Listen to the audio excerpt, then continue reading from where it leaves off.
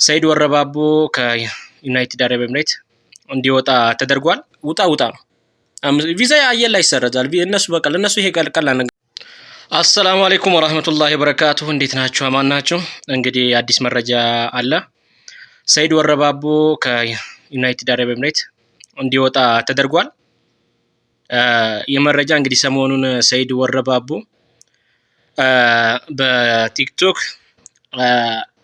በሃና ጉዳይ እንዲሁም በገጠር ልጆች ጉዳይ ላይ ላይቭ ላይ ገብቶ አንዳንድ ነገሮችን እያለ እንደነበረ ይታወቃል። ነገር ግን ባታወቀ ምክንያት በአምስት ቀን ውስጥ ከአረብ ኤምሬት እንዲወጣ ማስጠንቀቂያ ተሰጥቶታል። ያለምንም እንትን ማለት ነው።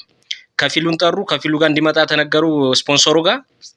ስፖንሰሩ ጋር ከሄዱ በኋላ ቀጥታ በ5 ቀን ውስጥ ያለምንም ወደዛ ማለት ቀጥታ ከሀገር እንዲወጣ ያለምንም እንትን ቪዛውን ሰርዘውታል።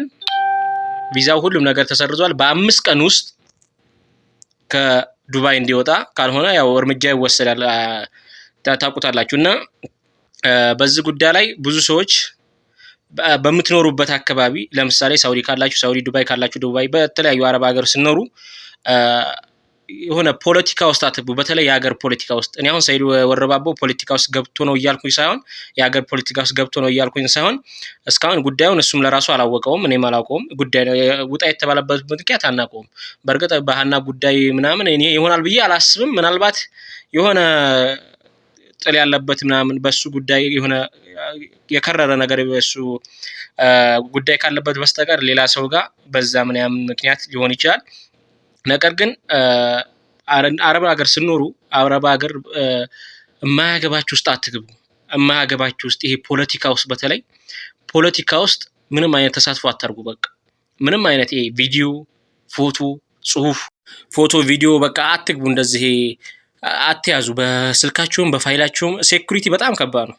ወላሂ ሴኩሪቲ ከምነግራችሁ በላይ ሴኩሪታቸው በጣም ከባድ ነው። ሴኩሪታቸው ማለት ነው። ስለዚህ አለመግባት በጣም ይመከራል ብቻ ሳይሆን በቃ አትግቡ ፖለቲካ ውስጥ። እዚህ ጋር የመጣችሁት አንድና አንድ እኔ አሁን ሰይድ ወረባቦን ተገና አድርጌ እየነገርኳችሁ ሳይሆን ይጠቅማችኋል ብዬ በዚሁ ልንገራችሁ ብዬ ነው። ታውቁታላችሁ እናንተ ማለት ነው። ፖለቲካዊ ይዘት ውስጥ አትግቡ በቃ ጭራሽ ማለት ነው። እዚህ ጋር የመጣችሁት በቃ ያልፍልናል፣ ሰርተን እንለወጣለን፣ ከዛ እዚህ ይሻላል ብላችሁ እዚህ ሰርታችሁ ለመለወጥ ነው። በቃ ስራችሁን ብቻ ስሩ። ተዝናኑ፣ በሌላ ነገር ተዝናኑ። ግን ፖለቲካዊ ይዘት ያለው በተለይ አሁን ጦርነት ጋር ተያይዞ ማለት ነው። ጦርነት ጋር ተያይዞ ምንም አይነት ነገር በቃ አታርጉ፣ አያስፈልግም። ስራችሁን ብቻ ሰርታችሁ ተለውጣችሁ በቃ ሀገር መግባት ነው። ስለዚህ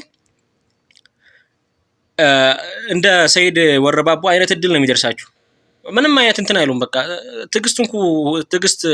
ትዕግስት እንኳን የላቸውም። ውጣ ነው። ቪዛ አየር ላይ ይሰረዛል። እነሱ በቃ ለነሱ ይሄ ቀላል ነገር ነው። ቪዛ ይሰረዛል። በ5 ቀን ውስጥ ውጣ። ሰይድ ወረባቦ የተደረገው እንደዛ ነው። በ5 ቀን ውስጥ ውጣ ነው በቃ። በ5 ቀን ውስጥ ሀገሩን ለቀህ ውጣ። እሰቡት። ወላሂ ጦርነት በጣም አለ በአብዛኛው ቦታ።